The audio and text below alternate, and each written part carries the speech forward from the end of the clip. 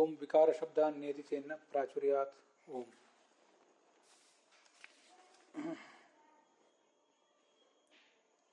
ನ ಚ ಪೃಥಕ್ ಕಲ್ಪನಾ ಯುಕ್ತ ಸ್ವರೂಪೇ ಚ ಯುಜ್ಯತೆ ಪ್ರಚುರ ಪ್ರಕಾಶೋ ರವಿರಿತಿ. ಒತ್ತು ಈ ಹಿಂದೆ ಅನ್ಯತ್ವಾನಂದಮಯ ಏವ ಬ್ರಹ್ಮ ತದ್ಗತ ಮಯಟ ಏವ ಪ್ರಾಚುರ್ಯಾರ್ಥತ ಅನ್ನುವ ಮಾತಿನಿಂದ ರಾಮಾನುಜರ ಮತ ಏನಿದೆ ಅಂತ ಅನ್ನೋದನ್ನು ನಾವು ನೋಡಿದ್ದೀವಿ. ಇದಕ್ಕೆ ಸಂಬಂಧಪಟ್ಟಂತೆ ಟಿಪ್ಪಣಿಗಳಲ್ಲಿ ಇರುವ ಒಂದಷ್ಟು ಸಂಗತಿಗಳನ್ನು ಗಮನಿಸಬೇಕಷ್ಟೆ. 438ನೇ ಪುಟದಲ್ಲಿ ವಾಕ್ಯಾರ್ಥ ಮಂಜರಿ ಟಿಪ್ಪಣಿಯಲ್ಲಿ ಅನ್ಯ ಅಂದರೆ ರಾಮಾನುಜ ಮತಾನುಯಾಯಿಗಳು ಅಂತ ಹೀಗೆ ಬರೆದಿದ್ದಾರೆ. ಅದನ್ನ ಶ್ರೋತೃಗಳು ಗುರುತಿಸ್ಕೋಬೇಕು. ಆನಂದಮಯನೇ ಬ್ರಹ್ಮ ಅಂತೇನಿದೆ ಅಲ್ಲಿ ಉಳಿದವರು ಆನಂದಮಯವೇ ಬ್ರಹ್ಮ ಅಂದ್ರೆ ಉಳಿದವರು ಏನು ಅಂತ ಪ್ರಶ್ನೆ ಬರ್ತದೆ. ಅದಕ್ಕೆ ಅವರು ರಾಮಾನುಜರು ಏನು ಹೇಳ್ತಾರೆ ಅನ್ನೋದನ್ನು ಇಲ್ಲಿ ವಿವರಿಸಿದ್ದಾರೆ.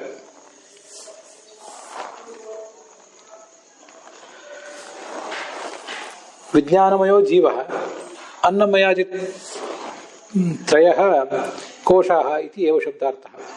ಒಟ್ಟಾರೆ 5 ಏನಿವೆ, ಆ 5ರಲ್ಲಿ ಆನಂದಮಯ ಬ್ರಹ್ಮ, ವಿಜ್ಞಾನಮಯ ಜೀವ, ಅನ್ನಮಯ ಪ್ರಾಣಮಯ ಮನೋಮಯ ಇವೇನಿವೆ ಇವೆಲ್ಲ ಕೋಶಗಳು ಅಂತ ಹೀಗೆ ರಾಮಾನುಜ ಮತದಲ್ಲಿ ಅಭಿಪ್ರಾಯ ಪಡ್ತಾರೆ. ಅದನ್ನು ನಾವು ನಿರಾಕರಣೆ ಮಾಡಿದ್ದೀವಿ. ಪೃಥಕ್ ಕಲ್ಪನಾ ಮಾಡೋದು ಸರಿಯಲ್ಲ ಅಂತ. ಇವತ್ತು ಈ ಭಾಗ ನೋಡಬೇಕು.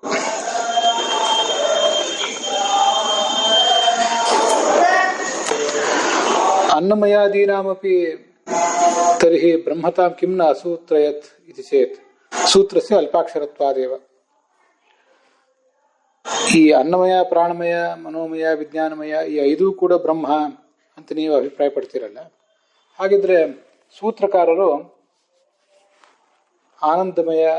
ಆನಂದಮಯ ಅಭ್ಯಾಸ ಅಂತ ಹೇಳೋ ಬದಲು ಅನ್ನಮಯ ಪ್ರಾಣಮಯ ಮನೋಮಯ ವಿಜ್ಞಾನಮಯ ಆನಂದಮಯ ಅಭ್ಯಾಸ ಅಂತ ಹೀಗೆ ಹೇಳ್ಬೋದಿತ್ತು. ಅದನ್ನು ಬಿಟ್ಟು ಹೀಗೆ ಹೇಳಿದ್ದಾರೆ ಯಾಕೆ? ಆನಂದಮಯ ಅನ್ನೋದ್ರ ಒಂದನ್ನೇ ಯಾಕೆ ತಗೊಂಡಿದ್ದಾರೆ? ಅದಕ್ಕೆ ಸೂತ್ರಸ್ಯ ಅಲ್ಪಾಕ್ಷರತ್ವಾದೇವ. ಅದಕ್ಕೆ ನಮ್ಮ ಉತ್ತರ, ಸೂತ್ರ ಅಲ್ಪಾಕ್ಷರವಾಗಿರಬೇಕು ಅಂತ ಅದರ ಸ್ವಭಾವ. ಆನಂದಮಯ ಒಂದನ್ನು ಹೇಳಿದಾಗ ನಾವು ಉಳಿದುದನ್ನು ಕೂಡ ತಿಳ್ಕೊಳ್ಳಿಕ್ಕೆ ಬರುವಾಗ ಆನಂದಮಯ ಶಬ್ದವಾಚ್ಯ ಭಗವಂತ ಹೇಗೋ ಹಾಗೆ ಅನ್ನಮಯ ಪ್ರಾಣಮಯ ಮನೋಮಯ ವಿಜ್ಞಾನಮಯ ಅನ್ನೋ ಶಬ್ದಗಳಿಂದಲೂ ಭಗವಂತ ವಾಚ್ಯ ಅಂತ ನಮಗೆ ತಿಳ್ಕೊಳ್ಳಿಕ್ಕೆ ಸಾಧ್ಯ ಇರುವಾಗ ಸೂತ್ರಕಾರರು ಅದೆಲ್ಲವನ್ನು ಕೂಡ ಹೇಳಬೇಕಾಗಿಲ್ಲ. ಇದನ್ನು 2 ಥರ ಅರ್ಥ ಮಾಡ್ಕೋಬಹುದು ಅಂತ ನನಗೆ ಕಾಣಿಸ್ತದೆ.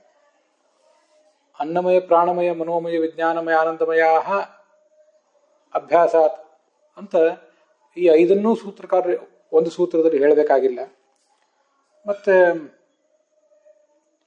ಇದಕ್ಕೆ ಪ್ರತ್ಯೇಕ ಸೂತ್ರಗಳನ್ನೂ ಮಾಡಬೇಕಾಗಿಲ್ಲ.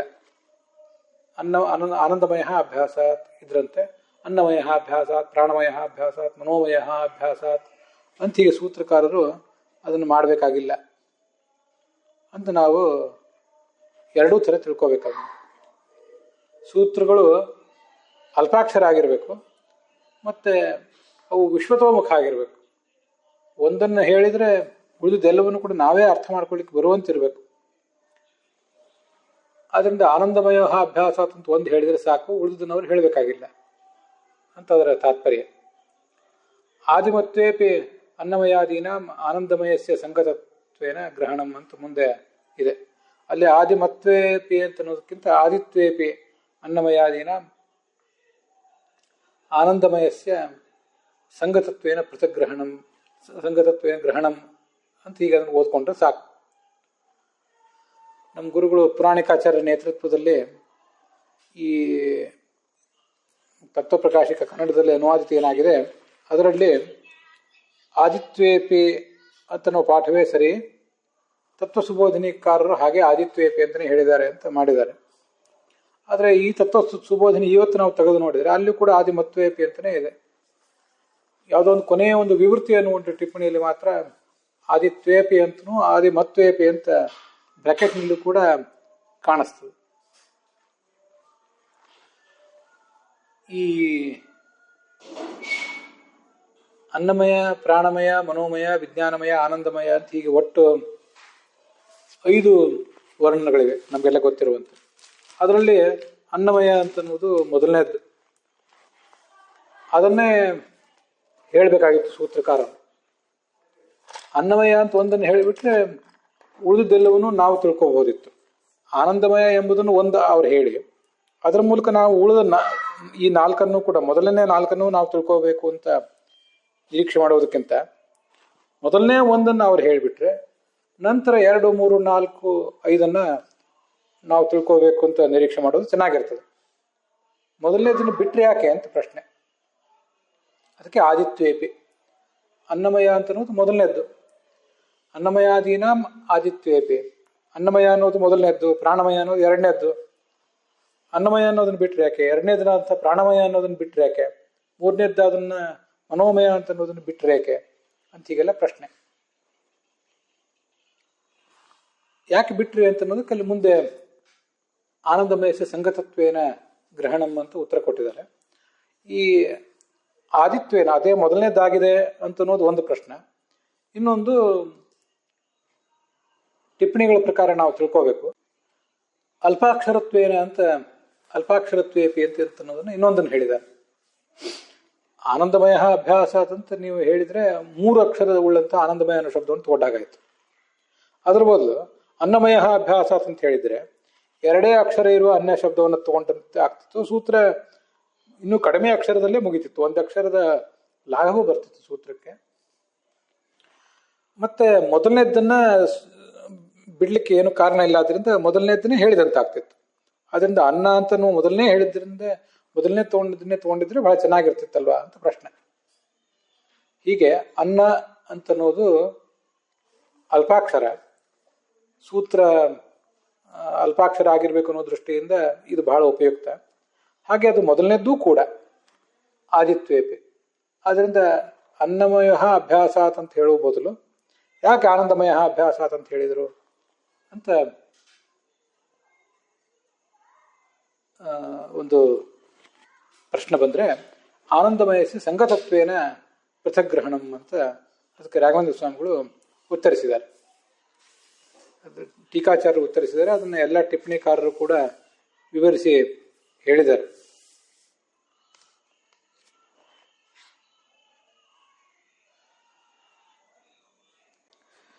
ಅದೇನು ಸಂಗತಿ ಅಂತ ಪ್ರಶ್ನೆ ಬಂದರೆ, ವಾಕ್ಯಾರ್ಥ ಮುಕ್ತಾವಳಿ ಟಿಪ್ಪಣಿಯಲ್ಲಿ ಇರೋ ಪ್ರಕಾರ ಓದ್ತಾ ಇದ್ದೇನೆ.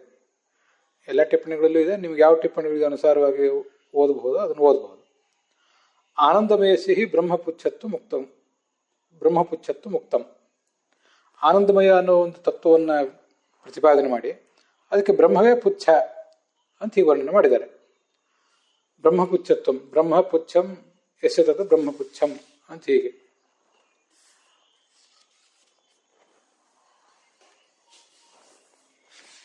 ಈ ಅವಯವವನ್ನು ಜಿಜ್ಞಾಸೆ ಮಾಡುವುದು ಅಷ್ಟು ಸರಿಯಾಗೋದಿಲ್ಲ. ಅವಯವಿಯನ್ನು ಬಿಟ್ಟು ಕೇವಲ ಅವಯವವನ್ನು ಜಿಜ್ಞಾಸೆ ಮಾಡೋದು ಹೇಗೆ, ಅದು ಸರಿಯಾಗೋದಿಲ್ಲ. ತಥಾಚ ಅವಯವಿನಂ ವಿನ ನ ಅವಯವಸಿ ಜಿಜ್ಞಾಸಿತ ಸಂಗತ ಇತಿ ಭಾವ. ಇದನ್ನ ಅದರ ಮುಂದಿನ ತತ್ವ ಸುಬೋಧಿನಿ ಟಿಪ್ಪಣಿಯಲ್ಲಿ ತಿಳ್ಕೋಬಹುದು. ಜಿಜ್ಞಾಸೆತಯ ಉಕ್ತನಾದ ಬ್ರಹ್ಮನಿಗೆ ಆ ಬ್ರಹ್ಮ ಆನಂದಮಯನ ಪುಚ್ಛ ಅಂತ ವರ್ಣನೆ ಮಾಡಿದ್ದಾರೆ. ಆದ್ದರಿಂದ ಕಥಮ ಆನಂದಮಯಸ್ಯ ಬ್ರಹ್ಮತ್ವ, ಆನಂದಮಯ ಬ್ರಹ್ಮ ಆಗುವುದು ಹೇಗೆ? ಅವಯವಿನಂಬಿನ ಅವಯವ ಮಾತ್ರ ಜಿಜ್ಞಾಸ ಅಯೋಗಾತ್. ಅವಯವಿಯನ್ನು ಬಿಟ್ಟು ಕೇವಲ ಅವಯವವನ್ನು ಜಿಜ್ಞಾಸೆಗೆ ಒಳಪಡಿಸ್ಲಿಕ್ಕೆ ಬರೋದೇ ಇಲ್ಲ. ಅದರಿಂದ ನ ಬ್ರಹ್ಮಣ ಜಿಜ್ಞಾಸ್ಯತ್ವ, ಅದರಿಂದ ಬ್ರಹ್ಮ ಅಂತ ಅನ್ನೋದು ಜಿಜ್ಞಾಸವೇ ಅಲ್ಲ. ಯಾಕಂದ್ರೆ ಬ್ರಹ್ಮ ಉಪನಿಷತ್ತು ಹೇಳುವಂತೆ ಪುಚ್ಛ, ಆನಂದಮಯನ ಪುಚ್ಛ. ಆ ಪುಚ್ಛವನ್ನು ಜಿಜ್ಞಾಸೆ ಮಾಡಿ ಏನು ಉಪಯೋಗ? ಅದರಿಂದ ಬ್ರಹ್ಮ ಜಿಜ್ಞಾಸ ಮಾಡಬೇಕು ಅಂತ ಅಥಾತೋ ಬ್ರಹ್ಮ ಜಿಜ್ಞಾಸ ಅಂತ ಮೊದಲೇನು ಹೇಳಿದ್ರಲ್ಲ, ಅದೇ ಸರಿಯಾಗಲಿಲ್ಲ ಅಂತ ಒಂದು ಪ್ರಶ್ನೆ ಬರ್ತದೆ. ನ ಬ್ರಹ್ಮಣ ಜಿಜ್ಞಾಸತ್ವ ಅನ್ನೋ ಪ್ರಶ್ನೆ ಇದೆ. ಆ ಪ್ರಶ್ನಕ್ಕೆ ಉತ್ತರ ಕೊಟ್ಟಾಗ್ತದೆ ಆನಂದಮಯ ಅಭ್ಯಾಸ ಅದಂತ ಹೇಳಿದರೆ. ಆನಂದಮಯ ಅಂದರೆ ನೀವು ಯಾರನ್ನು ತಿಳ್ಕೊಂಡಿದ್ದೀರಿ? ಇಡೀ ಬ್ರಹ್ಮವೇ ಆನಂದಮಯ. ಆದ್ದರಿಂದ ಆ ಅವಯವ ಬೇರೆ ಅಲ್ಲ, ಅವಯವಿ ಬೇರೆ ಅಲ್ಲ. ಆದ್ದರಿಂದ ನಾವು ಬ್ರಹ್ಮನ ಕುರಿತು ಜಿಜ್ಞಾಸೆ ಮಾಡಿದರೆ ಅದು ಅವಯವಿ ಅವಯವ ಎರಡರ ಜಿಜ್ಞಾಸೆಯನ್ನು ಕೂಡ ಮಾಡಿದಂತಾಗ್ತದೆ. ಅದರಲ್ಲಿ ಯಾವುದೇ ತೊಂದರೆ ಇಲ್ಲ ಅಂತ ನಾವು ಹೀಗೆ ಹೇಳಿದಂಗೆ ಆಗ್ತದೆ. ಆದ್ದರಿಂದ ಆನಂದಮಯ ಅಂತ ಅದನ್ನು ಹೇಳಿದ್ದಾರೆ. ಆ ಒಂದು ಪ್ರಶ್ನೆಗೆ ಉತ್ತರ ಕೊಡುವ ಹಿನ್ನೆಲೆ ಇದಕ್ಕೆ ಇದೆ ಅಂತ ಅದರ ಅಭಿಪ್ರಾಯ. ಅಥಾಥೋ ಬ್ರಹ್ಮ ಜಿಜ್ಞಾಸ ಅಂತ ಪ್ರಾರಂಭ ಕಂಡಿದೆ. ಬ್ರಹ್ಮನ ಜಿಜ್ಞಾಸೆ ಮಾಡಬೇಕು ಅಂತ. ಬ್ರಹ್ಮನ ಜಿಜ್ಞಾಸೆ ಅಂತ ಹೇಳ್ಬೇಕಾದ್ರೆ ಆನಂದಮಯವೇ ಬ್ರಹ್ಮ ಅಂತ ತಿಳಿಸಿಕೊಟ್ಟಂತಾಗ್ತದೆ. ಅದಕ್ಕಾಗಿ ಹೀಗೆ ಮಾಡಿದ್ದಾರೆ ಅಂತ ಅದರ ತಾತ್ಪರ್ಯ. ಆನಂದಮಯಸ್ಯ ಸಂಗತತ್ವೇನ ಗ್ರಹಣಂ ಅಂತ ಅದರ ತತ್ವಪ್ರಕಾಶಿಕಾದಲ್ಲಿ ಬಂದಿರುವಂಥ ವಾಕ್ಯ. ಮುಂದೆ ನಾವು ನೋಡಬೇಕಾದದ್ದು ಎಷ್ಟು ಅನ್ನಮಯಾದೀನಾಮಪಿ ಪಂಚಾನಾಮಪಿ ಅಬ್ರಹ್ಮತಾಂ ಬ್ರೂತೆ ಸತು ಸೂತ್ರಕಾರೇಣೈವ ಪೂರ್ವಪಕ್ಷೀಕೃತ ಐತಿ ನತತ್ಪಕ್ಷಂ ಪ್ರತ್ಯಾಕ್ಷಿಪದ್ ಭಾಷ್ಯಕಾರ ಅನ್ನುವ ತತ್ವಪ್ರಕಾಶಕ ವಾಕ್ಯ ನಾವೀಗ ನೋಡಬೇಕಾದದ್ದು. ಅದರ ಹಿನ್ನೆಲೆಯನ್ನು ವಾಕ್ಯಾರ್ಥ ಮಂಜರಿ ಟಿಪ್ಪಣಿಯಲ್ಲಿ ತೋರಿಸ್ತಾರೆ 439ನೇ ಪುಟದಲ್ಲಿ. ರಾಮಾನುಜರ ಮತವನ್ನು ಅನ್ಯೇತು ಅನ್ನುವ ಮಾತಿನಿಂದ ನೀವು ನಿರಾಕರಿಸಿದ್ರಿ, ಅದನ್ನು ನಿರಾಕರಿಸಿದಂತೆ ಮಾಯಾವಾದಿಗಳ ಮತವನ್ನು ಯಾಕೆ ನಿರಾಕರಣೆ ಮಾಡಲಿಲ್ಲ? 5 ಆನಂದಮಯ, ಅನ್ನಮಯ, ಪ್ರಾಣಮಯ, ಮನೋಮಯ, ವಿಜ್ಞಾನಮಯ, ಆನಂದಮಯ 5 ಕೂಡ ಕೋಶ ಅಂತ ಅವರು ಅಭಿಪ್ರಾಯ ಪಡ್ತಾರೆ. ಅದನ್ನು ನೀವು ನಿರಾಕರಿಸಬೇಕಾಗಿತ್ತಲ್ಲ, ಯಾಕೆ ನಿರಾಕರಿಸಲಿಲ್ಲ ಅಂತ ಒಂದು ಪ್ರಶ್ನೆ ಬರ್ತದೆ. ಅದಕ್ಕೆ ಅವರನ್ನು ನಾವು ನಿರಾಕರಿಸುವ ಅಗತ್ಯ ಇಲ್ಲ. ಸೂತ್ರಕಾರರೇ ಆ 5 ಕೂಡ ಕೋಶ ಅಂತ ಯಾರು ಹೇಳ್ತಾರೆ ಅವರನ್ನು ಪೂರ್ವಪಕ್ಷವನ್ನಾಗಿ ಪರಿಗಣನೆ ಮಾಡಿದ್ದಾರೆ. ಅವರನ್ನು ಪೂರ್ವಪಕ್ಷವನ್ನಾಗಿ ಪರಿಗಣನೆ ಮಾಡಿ ಸಿದ್ಧಾಂತ ಹೇಳಿಬಿಟ್ಟಿದ್ದಾರೆ ಸೂತ್ರಕಾರರು.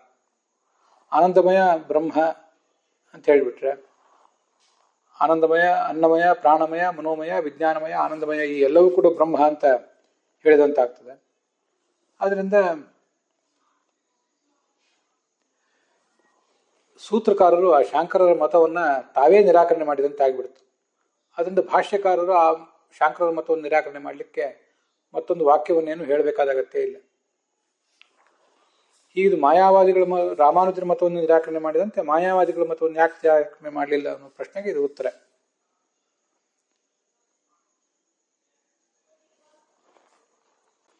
ವಿವೃತ್ತಿ ಟಿಪ್ಪಣಿಯಲ್ಲಿ ನನು ಭಾಷ್ಯಕಾರ ಆನಂದಮಯಸ್ಯೈವ ಬ್ರಹ್ಮತ್ವಮಭ್ಯುಪಗಮ್ಯ ಭಾಸ್ಕರಸ್ಯ ಮತಂ ನಿರಾಕೃತವಾನ್. ಅಲ್ಲಿ ವಾಕ್ಯದಲ್ಲಿ ಒಂದು ಏನೋ ದೋಷ ಇದ್ದಂತೆ ಕಾಣಿಸ್ತದೆ. ಆನಂದಮಯ ಮಾತ್ರ ಬ್ರಹ್ಮ ಅಂತ ಹೇಳುವ ಭಾಸ್ಕರರ ಮತವನ್ನು ನಿರಾಕರಣೆ ಮಾಡಿದರು ಸೂತ್ರಕಾರರು. ಆದರೆ ಶಾಂಕರ ಮತವನ್ನು ಯಾಕೆ ನಿರಾಕರಣೆ ಮಾಡಲಿಲ್ಲ ಅಂತ ಹೀಗೆ ರಾಮಾನುಜ ಮತವನ್ನು ತಗೊಂಡಿಲ್ಲ ಆ ವಿವೃತ್ತಿಕಾರರು. ಭಾಸ್ಕರರ ಮತವನ್ನು ಮಾತ್ರ ಅವರು ತಗೊಂಡಂತೆ ಕಾಣಿಸ್ತದೆ. ಅದೇನೇ ಇಲ್ಲಿ ಯಾರು ಏನೇನು ಅಭಿಪ್ರಾಯಗಳನ್ನು ಹೇಳ್ತಾರೆ, ಯಾರ್ಯಾರು ನಿರಾಕರಣೆ ಮಾಡಿದಂತ ಆಗ್ತದೆ ಅಂತ ಅನ್ನೋದ್ರ ಬಗ್ಗೆ ಹೆಸರಿನ ಬಗ್ಗೆ ನಾವೇನು ಹೆಚ್ಚು ವಿವಾದ ಮಾಡೋದು ಬೇಡ. ನಾವು ಅನ್ನಮಯಾದಿ 5 ಬ್ರಹ್ಮ ಅಂತ ಹೇಳ್ತೀವಿ, ಅನ್ನಮಯಾದಿ 5 ಕೋಶ ಅಂತ ಹೇಳ್ತಾರೆ ಅದ್ವೈತಿಗಳು. ಅದರಲ್ಲಿ ಒಂದು ಯಾವುದೋ ಬ್ರಹ್ಮ ಉಳಿದೆಲ್ಲವೂ ಕೋಶ ಅಂತ ಕೆಲವರು ಹೇಳ್ತಾರೆ. ಒಂದು ಯಾವುದೋ ಬ್ರಹ್ಮ ಇನ್ನೊಂದು ಜೀವ ಉಳಿದೆಲ್ಲವೂ ಕೋಶ ಅಂತ ಮತ್ತೊಬ್ರು ಹೇಳ್ತಾರೆ. ಅಂತ ಈಗ ಅನೇಕ ಥರದ ಜನ ಹೇಳ್ತಿರ್ತಾರೆ. ಅದೆಲ್ಲವೂ ಸರಿಯಲ್ಲ. ಯಾವುದೇ ರೀತಿಯಾದ ಪೃಥಕ್ ಕಲ್ಪನಾ ಸರಿಯಲ್ಲ. ಎಲ್ಲವೂ ಬ್ರಹ್ಮನೇ ಅಂತ ನಮ್ಮ ಅಭಿಪ್ರಾಯ. ಹೆಸರಿನ ಬಗ್ಗೆ ನಾವು ವಿವಾದ ಮಾಡಬೇಕಾದ ಅಗತ್ಯ ಇಲ್ಲ. ಅದ್ವೈತಿಗಳ ದೃಷ್ಟಿಯಲ್ಲಿ ಹೀಗಿದೆ. ಅನ್ನಮಯ, ಪ್ರಾಣಮಯ, ಮನೋಮಯ, ವಿಜ್ಞಾನಮಯ, ಆನಂದಮಯ ಈ 5 ಕೂಡ ಕೋಶಗಳೇ. ಆ ಕೋಶಗಳನ್ನು ಮೊದಲು ಬ್ರಹ್ಮ ಅಂತ ಉಪಾಸನೆ ಮಾಡಬೇಕು. ಅದಾದ್ಮೇಲೆ ಈ ಕೋಶಗಳು ಬ್ರಹ್ಮ ಅಲ್ಲ ಅಂತ ತಿಳಿದ ಮೇಲೆ ತಿಳ್ಕೊಂಡು ಬ್ರಹ್ಮನನ್ನು ಉಪಾಸನೆ ಮಾಡಬೇಕು. ಹೀಗೆ ಬ್ರಹ್ಮನನ್ನ ಯಾವ ಮೂಲಭೂತನಾದ ಬ್ರಹ್ಮ ಇದ್ದಾನೆ, ನಿರ್ಗುಣ ನಿರಾಕಾರನಾದ ಬ್ರಹ್ಮ ಇದ್ದಾನೆ, ಸರ್ವಕ್ಕಿಂತ ವಿಲಕ್ಷಣನಾದ ಬ್ರಹ್ಮ ಇದ್ದಾನೆ, ಆ ಬ್ರಹ್ಮನ ಉಪಾಸನೆ ಈಗ ನಮಗೆ ಮೊದಲು ಸಾಧ್ಯ ಆಗೋದಿಲ್ಲ. ಏನು ನಮಗೆ ಉಪಲಬ್ಧ ಇವೆ ಈ ದೇಹ ಇತ್ಯಾದಿಗಳು, ಇವುಗಳನ್ನೇ ಬ್ರಹ್ಮ ಅಂತ ಮೊದಲು ತಪ್ಪಿ ಉಪಾಸನೆ ಮಾಡಿ ಅದಾದ್ಮೇಲೆ ಇದು ಬ್ರಹ್ಮ ಅಲ್ಲ ಅಂತ ತಿಳ್ಕೊಂಡು ಮುಂದೆ ಹೋಗಬೇಕು ಅಂತ ಅದ್ವೈತಿಗಳು ಅಭಿಪ್ರಾಯ ಪಡ್ತಾರೆ. ಅಂತೂ ಅದನ್ನೆಲ್ಲವನ್ನು ಕೂಡ ಈಗಿಲ್ಲಿ ನಿರಾಕರಣೆ ಮಾಡಿದಾಗ ಆಯಿತು. ಸೂತ್ರಕಾರರೇ ನಿರಾಕರಣೆ ಮಾಡಿದಾಗಾಯಿತು. ಮುಂದೆ ಅದನ್ನು ನಾವು ತತ್ವ ಪ್ರದೀಪ ನೋಡುವಾಗ ಹೆಚ್ಚು ವಿವರವಾಗಿ ಇನ್ನೂ ಕೂಡ ನೋಡೋರಿದ್ದೀವಿ.